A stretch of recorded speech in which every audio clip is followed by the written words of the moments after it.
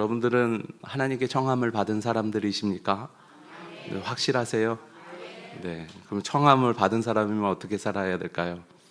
예, 청함 받은 사람답게 살아야 되겠죠. 그것이 그리스도인의 본분이라고 할 수 있습니다. 청함 받은 사람의 본분은 무엇입니까? 구원, 청함 받았다는 구원 받았다라는 것이고, 구원 받은 사람답게 이 땅을 살아가라는 거죠. 좌절이 있으되 그 좌절로 인해서 그 인생이 망쳐지면 안 되고요. 또한 절망과 고난이 있더라도 그것으로 인하여서 그 영혼이 상해서는 안 된다는 것이죠. 왜냐하면 하나님께서 우리를 구원하셨기 때문에 그렇습니다. 구원이라는 것은 두 가지예요. 하나는 영원한 구원, 그러니까 우리가 죽거나 아니면 하나님께서 예수 그리스도께서 이 땅에 재림하시는 그날 얻는 구원이 있겠고요. 또 하나는 이 땅을 살아가면서 우리 인생 가운데 여러 가지 고난과 아픔들, 어려움들이 있지 않습니까? 그런 것으로 말미암아 계속되는 구원이 우리 가운데 있다는 거예요. 그런 의미에서 하나의 구원은 종교를 의미하고 하나의 구원은 확장을 의미합니다. 이 땅에서의 삶의 구원은 확장을 의미하는 거예요. 그래서 내 안에 구원이 점점 확장되어 가는 것이죠. 그래서 나로부터 시작해서 내 영혼과 삶, 그리고 가정, 또 사회, 그 시대 이렇게 넘어가서 그 구원이 끊임없이 우리 가운데 흘러나가는 것, 그것이 청함 받은 사람의 모습이고 삶이라고 할 수 있습니다. 그리고 마지막에 이르러서는 영원한 구원에 이르러서 하나님과 함께 천국에서 영원토록 있는 것, 그것이 구원의 참다운 종결이라고 볼 수 있습니다. 이것을 여러분들 받으셨습니까? 어떻게 받으셨어요? 제가 말하니까 받으신 건가요? 예수 그리스도의 십자가의 은혜를 믿음으로 말미암아 우리가 구원을 받았죠. 그것 외에는 우리가 구원을 받을 만한 다른 것이 없습니다. 예수 그리스도의 이름만이 오직 우리에게 구원을 주시는 이름입니다. 그것을 기억하면서 우리의 삶과 우리의 신앙을 세우고 또한 건강하게 하는 것이 필요하다는 것입니다. 그래서 청함받은 사람이라는 것은 구원받은 사람이라는 것을 의미하고, 구원받은 사람은 여기서 끝난 것이 아니라 그 구원을 점점점 확장하면서 이 땅을 살아야 된다라는 것을 의미합니다. 자, 오늘 요한계시록 19장에서는 모든 심판이 끝난 다음의 이야기가 기록되어 있습니다. 즉 모든 재앙이 끝나고 모든 심판이 끝난 다음을 의미합니다.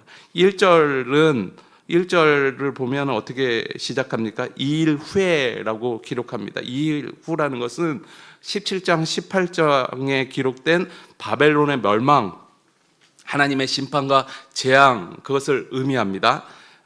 다시 말하면 하나님의 심판도 실현됐고 재앙도 실현된 상황, 그 상황이 다 끝나버렸으니까 19장에는 어떤 것이 시작돼야 되죠?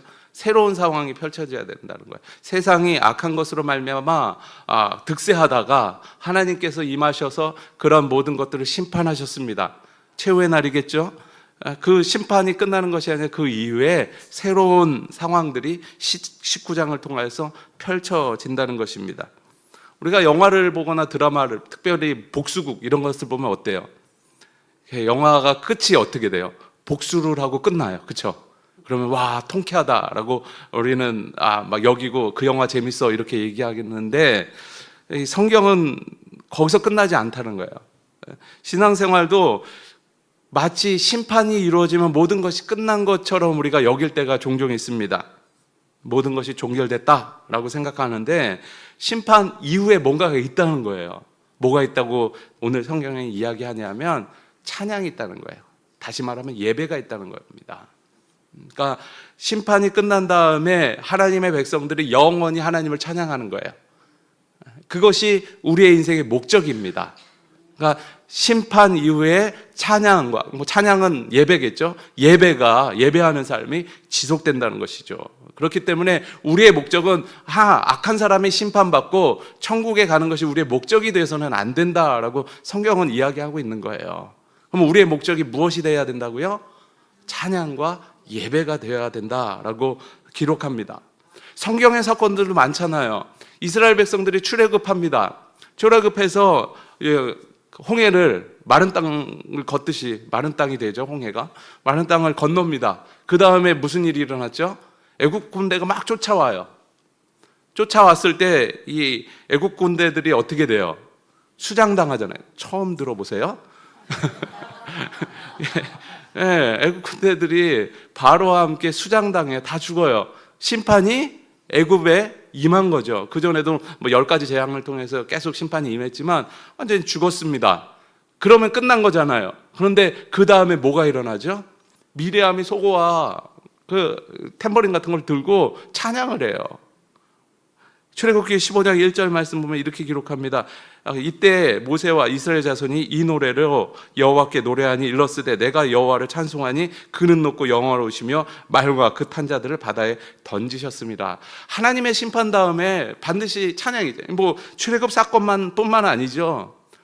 다윗의 인생을 보면은 끊임없이 이것이 반복되지 않습니까? 어려운 가운데 위기 가운데 처했다가 하나님의 손으로 말미암아 다윗이 구원받으면 그 구원을 함을 인하여서 하나님을 다윗이 찬양합니다. 이 일이 그 삶 가운데 계속 반복돼요. 또 사사기에 보면 또 동일한 일들이 계속 사사를 통해서 구원함을 얻고 구원함을 얻은 다음에 하나님을 찬양함이 나옵니다. 그러니까 결국은 뭐예요? 우리의 목적과 목표는 구원함에 있지 않고 뭐죠? 구원함을 통하여서 부를 우리의 찬양, 예배에 있다는 거예요. 그렇기 때문에 우리는 항상 우리의 삶의 목표를 어디에 둬야 된다고요?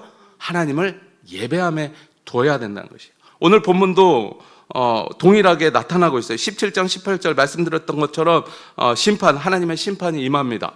그 다음에 19장에는 하나님을 찬양하는 내용이 기록되고 있다는 거예요. 그것을 통해서 우리의 목표는 심판이 아니라 뭐에 써 있다고요? 찬양, 그러니까 예배에 있다라고 선언합니다. 최후의 날에 예수 그리스도가 재림하셔서 하는 일이 무엇이냐면 심판하신다 이야기하셨죠. 그래서 최후 심판이라고 이야기합니다. 이 최후 심판이라고 할 때 두 가지 의미가 그 안에 있습니다. 최후 심판이기 때문에 그전에도 심판이 있었죠. 그 심판이 있었다라는 거고, 또 하나는 이후에는 더 이상 심판이라는 것이 없다라는 거예요. 최후 심판이니까. 그렇죠? 그래서 하나님께서는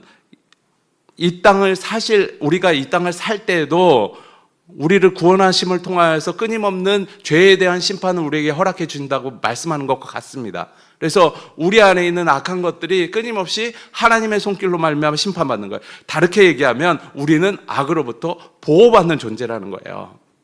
그리고 또 하나는 뭐냐면 마지막 때에 예수 그리스도께서 이 땅에 오셔서 심판을 하셔서 모든 것을 종결하신다라고 이야기합니다. 그래서 종결하면 이제 우리의 영혼이 소멸되고 다 없어지는 것이 맞는 건데 그렇지 않고 어떻게 해요? 최후 심판 이후에는 하나님을 찬양하는 일들이 일어나는 거예요. 엔딩 자막이 올라가는 거 아니에요? 예수님께서 심판하신 다음에 끝! 그러면서 엔딩 자막 영화처럼 올라가는 것이 아니라 그 이후에 행복하게 오래오래 살았습니다. 백설공주 마지막 보면 그렇게 나오죠? 그런 것처럼 행복하게 오래오래 사는데 어떻게 해요? 오래오래 영원히 사는데 어떻게 해요? 행복은 하나님과 동행하며 하나님을 찬양하며 하나님의 예배할 때 우리가 완전한 행복을 누릴 수 있기 때문에 그것이 우리 삶 가운데 지속된다라고 성경은 이야기합니다. 그래서 우리는 예배가 목적인 삶을 살아야 되는데 예배가 목적이면 달라져야 돼요. 우리의 삶의 하나하나 모습들이 달라집니다. 어떻게 달라질까요? 어떤 일을 목적으로 하면 어떻게 돼요? 그 일을 이루면 목적이 없어지기 때문에 더 이상 살아갈 이유가 없잖아요. 여행을 합니다. 여행을 하는데 목적에 따라 다르잖아요. 선교 여행하는데 선교를 외국에 나가는데 선교를 한다는 것과 여행을 하고 관광을 하는 그런 여행과는 많이 차이 나겠죠. 그 목적이 다른 것처럼. 선교를 목적으로 하면 선교에 맞게 준비된 삶을 살아가고 준비된 것을 가지고 선교지를 나가요. 하지만 관광을 목적으로 하면 관광을 목적으로 하는 준비를 하겠죠. 그래서 그렇게 나갑니다. 그러니까 이 땅에서 우리가 예배를 목적으로 한다면 예배를 목적으로 하는 것처럼 삶을 살아가야 된다는 거예요. 그렇기 때문에 우리의 삶 안에서 다른 것이 우리의 삶을 침범할 때라도 우리는 여전히 담대할 수 있는 이유가 여기에 있다는 것입니다. 오늘 본문을 보면 할렐루야라는 단어가 4번 나와요. 신약 성경의 할렐루야가 딱 여기에만 나옵니다. 다른 데는 아무 데도 안 나와요. 구약 성경에는 많이 나오죠. 시편 같은 경우에는 아주 많이 후반부에 보면 계속 할렐루야가 나오는데 신약에는 딱 여기에만 나옵니다. 할렐루야 뜻이 무엇입니까? 여호와를 찬양하라 라는 뜻입니다. 그러니까 할렐루야 할렐루야 하는 이유가 무엇입니까? 우리가 여호와를 찬양합니다 라고 고백하는 것이죠. 여호와를 누가 찬양할 수 있어요? 네. 승리를 맛본 사람이 찬양할 수 있어요. 그냥 우리는 써있기 때문에 하나님을 찬양하고 하나님을 찬양합시다 이야기하는데, 물론 그 안에 모든 내재된 것을 의미를 생각하면서 이야기할 수도 있겠지만, 진짜 의미는 할렐루야 할 때 하나님께서 우리를 구원하신과 하나님의 능력이 어떠신과 또한 하나님께서 우리를 어떻게 보호하신다라는 것을 깨달은 사람만이 할렐루야라고 찬양할 수 있다는 거예요. 그냥 뭐 의미로 우리 할렐루야 할렐루야 하는데 그것이 그 안에는 너무나도 깊은 뜻이 있다는 거예요. 최후의 심판, 그러니까 17장 18절에 나오는 하나님의 심판이 이 땅 가운데, 악한 자들을 향한 심판이 이 땅 가운데 임한다라는 것을 알고, 또 우리 삶 안에서 구원받은 하나님의 백성으로 말미암아 우리의 삶 안에 있는 악한 것들과 또한 우리를 괴롭히는 악한 세력들이 하나님의 손으로 말미암아 심판받았고 또한 받을 것이라는 확신을 가진 사람만 그것을 주신 하나님을 찬양할 수 있다는 거예요. 그래서 19장에서 나오는 할렐루야는 그런 의미의 할렐루야라고 볼 수 있다는 것입니다. 그래서 본문 구성을 보면 1절부터 5절까지는 하늘의 찬양이 나와요. 하늘에서 어떻게 찬양하느냐, 누가 찬양하냐, 뭐 이렇게 나오고, 6절부터 10절까지는 청함받은 자의 찬양, 즉 땅의 찬양이 나와요. 땅 아래서 많은 물소리와 같이 하나님을 찬양하는 것을 보여주고 있습니다. 1절에서 5절을 살피면 찬송하는 사람이 나오고요, 또한 찬송하는 이유가 나옵니다. 찬송하는 사람들은 1절을 보면 누가 찬송한다고 했죠? 하늘의 허다한 무리들이 하나님을 찬양합니다. 그리고 4절 말씀을 보면 24장로와 네 생물이 찬양한다라고 기록합니다. 그리고 5절 말씀 보면 그를 경외하는 너희들아 찬양하라 라고 이야기합니다. 하늘의 허다한 무리들은 누구를 가리킵니까? 하늘에 있는 승리한 성도들을 의미합니다. 우리 믿음의 선조들을 이야기하겠죠. 그들이 하나님의 심판을 통하여서 하나님을 찬양하는 거예요. 그리고 또 누가 찬양한다 합니까? 24장로와 네 생물이 찬양한다라고 찬양이 이어지고 있는데, 24장로는 하나님의 백성을 상징한다 합니다. 그리고 네 생물은 하나님의 피조물을 상징합니다. 그리고 마지막에는 누구의 찬양입니까? 하나님을 경외하는 자들. 이것을 볼 때 하나님을 찬양할 수 있는 사람은 누구예요? 만물이 다 찬양할 수 있어요. 찬양할 수 있는데 하나님을 찬양할 권리를 준 사람이 있다는 거예요. 누구죠? 하나님을 경외하는 사람. 하나님을 경외할 수 있는 사람은 어떤 사람입니까? 하나님의 구원을 맛본 사람. 그 사람만이 하나님을 경외할 수 있고요, 또 하나님의 손길, 그러니까 능력이 어떤 것인지 아는 사람만이 하나님을 두려워할 수 있습니다. 경외할 수 있다는 것이죠. 그것이 우리의 찬양의 이유가 되는 것이죠. 또한 찬양의 이유를 이야기하고 있는 1절에는 구원과 영광과 능력이 하나님께 있기 때문에 찬양합니다.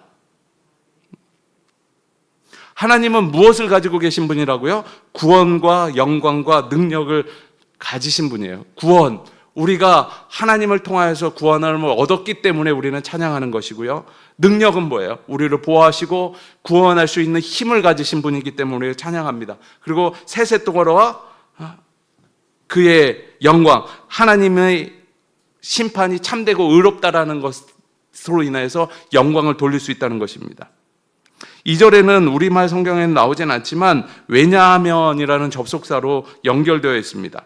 그러니까 구원과 영광과 능력이 하나님께 있는데, 왜냐하면 그의 심판은 참되고 의롭고, 또 왜냐하면 음행으로 땅을 더럽게 한 음녀를 심판하사 자기 종들의 피를 그 음녀의 손에 갚으셨도다 라고 말씀하고 있습니다. 그러니까 하나님을 찬양하는 이유는 그의 심판이 참되고 의롭기 때문에 우리가 하나님을 찬양하는 것이고요. 또한 그 참되고 의로운 심판의 대상이 누구라고 말하는 거죠? 음녀들. 어떤 음녀들? 땅을 더럽게 한 그 음녀들을 하나님께서 심판하시기 때문에, 그리고 자기 종들의 피, 그러니까 음녀들로 말미암아 흘렸던 하나님의 백성들의 피를 그에게 갚으시기 때문에 우리가 하나님을 찬양할 수 있다라고 이야기합니다. 더럽게 했다라는 것은 더럽혀졌다는 것입니다. 누가 그렇게 됐냐면 땅의 모든 만물들이 그 음녀의 음행으로 말미암아 더럽혀졌다라는 것을 의미하죠. 인류 타락을 의미합니다. 결국 누구에게까지 미쳐지냐면 그 타락이 자기의 종들, 하나님의 백성들까지 피를 흘리게 했습니다. 그리고 그 피 흘림의 대가를 하나님께서 그들에게 받지 아니하고 하나님께서 그 음녀들에게 받겠다라고 말씀하고 있는 것이죠. 그렇기 때문에 그 피 흘림의 대가가 우리가 책임져야 될 부분이 아니라 하나님께서 책임져 주셨기 때문에 우리는 하나님을 찬양할 수 있다라고 표현합니다. 그리고 3절에는 이렇게 기록합니다. 그 연기가 세세토록 올라가더라라고 기록했는데, 이게 여기에서 그 연기라는 것은 그녀의 연기, 여성 대명사를 써서 그녀의 연기라고 원래 원어에는 쓰여져 있어요. 다시 말하면 음녀의 연기겠죠. 그것이 세세토록 올라간다는 것은, 연기라는 것은 심판을 의미합니다. 불의 심판으로 임하여서 그 타고난 그것들이 연기라고 표현되고요. 그것이 세세토록 올라간다라는 것은 영원토록 지속되는 거예요. 멸망을 회복할 수 없을 만큼 계속 지속된다는 것이죠. 그래서 음녀들, 그냥 악한 마귀의 모습은 최후에 어떻게 되냐? 심판에서 벗어날 수 없는 상태가 되고, 또한 그 심판은 종결, 끝을 의미하고, 그 종결함을 통하여서 받은 심판으로 말미암아 영원히 악한 세력은 갇히게 돼 있다라고 이야기하는 것과 같습니다. 우리는 그것을 믿고 그것을 의지함을 통하여서 하나님을 찬양해야 된다는 것입니다. 그러면서 계속해서 구원의 의미에 대해서 그 뒤에 6절부터는 볼 수 있는데요. 구원의 의미가 뭐냐면 세 가지인 것 같아요. 우리가 그리스도에는 딱 세 단계를 거쳐서 살아가는 것 같습니다. 하나는 구원이죠. 하나님께서 우리에게 축복으로 주신 구원입니다. 블레싱이죠. 그리고 또 하나는 구원받은 백성들이 이 땅에서 어떻게 살아가냐? 사명을 가지고 살아가죠. 미션. 하나님께서 주신 미션. 그리고 그 하나님께서 주신 그 사명을 가지고 살아가는 사람들이 결국에 이뤄내야 되는 것이 무엇이냐면 그 삶 안에 있는 예배라는 거예요. 찬양이라는 거죠. 워십. 그래서 BMW, 여러분들이 좋아하는 BMW 타고 다니면 됩니다. 하나님께서 우리에게 주신 은혜와 은총이라는 거예요. 그래서 우리는 청함을 받았다라고 이야기할 때 구원받은 사람이다라는 확신을 갖게 되는 것이고요. 또한 그것으로 말미암아 살아갈 미션, 사명들을 우리가 날마다 깨달으면서 살아가는 것이고요. 그것이 종결이 아니라 예배자의 삶, 예배로 우리의 삶의 영역을 넓히는 것을 의미합니다. 8절 말씀을 보겠습니다. 8절 말씀을 보면 우리 함께 읽어볼까요? 그에게 빛나고 깨끗한 세마포 옷을 입히도록 허락하셨으니 이 세마포 옷은 성도들의 옳은 행실이로다. 이 구원을 아주 정확하게 설명을 하고 있는데요. 하나님께서 깨끗한 세마포 옷을 입도록 허락하셨다는 거예요. 다시 말하면 내 노력과 내 능력으로 우리가 구원함을 입었고 의롭다함을 받은 것이 아니다라는 거죠. 그리고 혈통이나 어떤 다른 것으로 말미암아 우리가 깨끗하게 됐다라는 것을 의미하는 것이 아닙니다. 뭐죠? 하나님께서 우리를 의롭다라고 여기셨기 때문에, 예수 그리스도의 십자가를 통하여서 그렇기 때문에 우리가 깨끗하게 됐다라는 것을 의미합니다. 그럼 나는 어떻게 하냐는 거예요. 뒷절 보면 나오죠. 이 세마포 옷은 성도들의 옳은 행실이다라고 기록하고 있습니다. 그러니까 하나님께서 우리에게 구원이라는 의로운 세마포 옷을 입혀주셨어요. 그러면 그 옷을 입은 우리는 어떻게 해야 될까요? 그 옷에 맞는 삶을 살아야 되는 거예요. 군복을 입었으면 군인답게 해야 하잖아요. 그렇죠? 제복을 입으면 제복 입은 사람답게 행동하는 것이 맞는 것입니다. 놀러 가서라고 반바지 반팔 입고 하면 그렇게 행동하면서 살아가는 거예요. 우리가 구원의 세마포 옷을 입었기 때문에 우리는 어떻게 살아가야 되죠? 구원의 옷을 입은 사람답게 살아가야 되는 것이 맞는 것입니다. 어떤 옷을 입히느냐가 중요하죠. 간혹 사역을 하다 보면은 저 사람을 세워야 되나 말아야 되나 이런 생각을 할 때가 있어요. 세워서 후회할 때도 있지만 세운 다음에 기쁠 때가 있어요. 세우면 뭐 만약에 청년부 회장으로 누구를 세웠어요. 지금 창조를 얘기하는 건 아닙니다. 안 돼 보여요. 그러니까 그 일을 감당할 수 없을 것 같은 느낌이 들 때가 있어요. 근데 세우니까 그 사람이 회장의 옷을 입으니까 옷 입은 대로 행동하면서 그 일을 감당하는 것을 많이 보게 됩니다. 그거랑 똑같다는 거예요. 우리는 구원이라는 것을 우리가 가질 자격이 없어요. 입을 자격이 없습니다. 근데 하나님께서 입혀주셨어요. 그러니까 그렇게 돼버린 거예요. 간주됐다라는, 간주하다라는 단어가 있잖아요. 그렇게 돼버린 거예요. 그러니까 우리는 그렇게 살아가면 되는 겁니다. 그래서 우리의 행동과 능력으로 우리가 구원함을 받았다는 것이 아니라 하나님의 백성은 하나님의 능력과 은혜로 말미암아 구원함을 얻었고, 그 얻었다면 옳은 행실로 말미암아 구원함을 드러내야 된다는 거예요. 그게 그리스도인 성도의 삶이라는 거예요. 받은 것처럼 사는 거예요. 여러분 천국에 가셨습니까? 가셨으면 여기 안 계시겠죠. 네, 가셨으면 여기 안 계시죠. 그런데 여기서 어떻게 해야 돼요? 간 것처럼 살아가는 거예요. 천국의 삶은 우리가 지금 이루어지지 않았지만 하나님께서 주신다고 약속하셨고, 그 약속은 성경을 통해서 보니까 완전하게 항상 이루어졌어요. 그렇기 때문에 내가 예수 그리스도로 말미암아 구원함을 받았다라는 것은 이미 천국에 우리는 가버린 거예요. 근데 아직 이 땅에서 할 일이 남아있고 이 땅의 삶이 있기 때문에 여기에 살아가고 있는데, 그럼 어떻게? 천국을 간 것처럼 여기서 살아가는 거예요. 그것이 세마포의 옷을 입고 하나님께 입혀주신 대로 입고 옳은 행실로 살아가는 것을 의미하는 것이죠. 그리스도인의 삶이 그런 것입니다. 청함받은 사람의 삶이 바로 그런 것이죠.